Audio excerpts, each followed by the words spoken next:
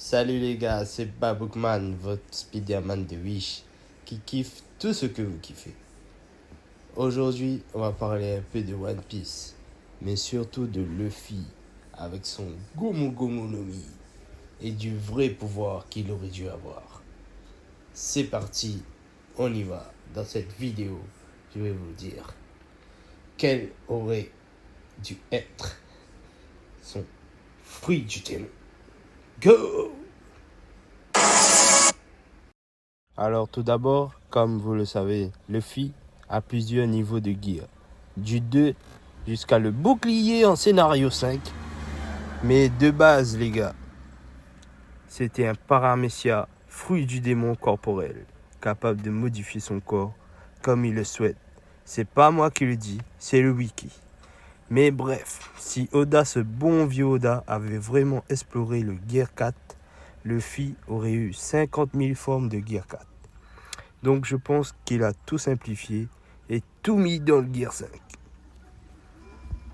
Car en vérité, je pense que son éveil en tant que paramécia du caoutchouc, il aurait pu avoir bien sûr 50 milliards de formes différentes pour cogner soit le château de sable, soit le dragon Chiron. Imaginez maintenant un Luffy Gear 4 avec un genre de corps de dragon vs un dragon. Ça aurait été grave stylé les gars. Mais bref, tout ce que je vais vous montrer maintenant, c'est une minute entière avec des fanarts de Luffy en Gear 4. J'espère que vous apprécierez. Allez. Regardez, là, avec cette forme, on peut dire qu'il aurait pu avoir une forme de type gorille, comme Oda l'avait teasé avec les trois animaux. Vraiment, regardez cette forme. Il a les bras retournés un peu comme ça, là. C'est vraiment une dinguerie. Vraiment, les fanarts, force à vous, vous êtes des boss. Et voilà, carrément, maintenant, je peux terminer la vidéo là, mais tout ça pour dire que Luffy a un potentiel infini avec son pouvoir de base. Allez, on va théoriser un peu. Pour moi, Luffy, il peut faire un peu comme Mr. Fantastic de Marvel et à la limite un peu comme Doflamingo en rendant tout élastique, mais un peu comme le Gear 5 en vrai, mais juste un peu moins abusé, juste le sol par exemple, ou ce qu'il touche. Mais ce qui est sûr, c'est qu'il aurait pu passer du Bone Man au Snake Man en illimité, sans fatigue, logiquement, vu que c'est ça son pouvoir de base, c'est modifier son corps et même faire le Tankman sans être obligé de manger comme avec le combat contre, vous savez qui, Mister Petit Lu.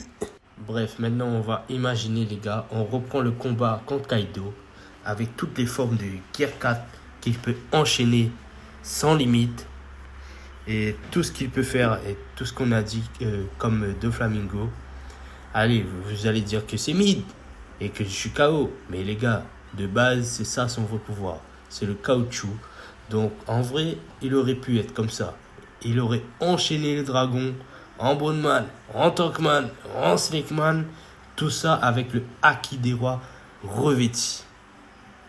En plus de changer l'environnement en caoutchouc, il aurait été aussi intouchable qu'en Gear 5.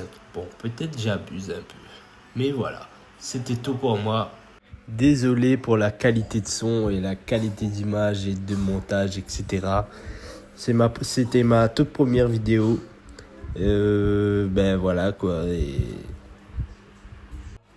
j'espère que ça vous a plu. C'était une très très courte vidéo, je sais. N'arrêtez jamais d'être passionné. C'est ça qui fait vivre la passion. Le Gear 5 est frauduleux. Oda avait la flemme de dessiner. Allez, tchuss!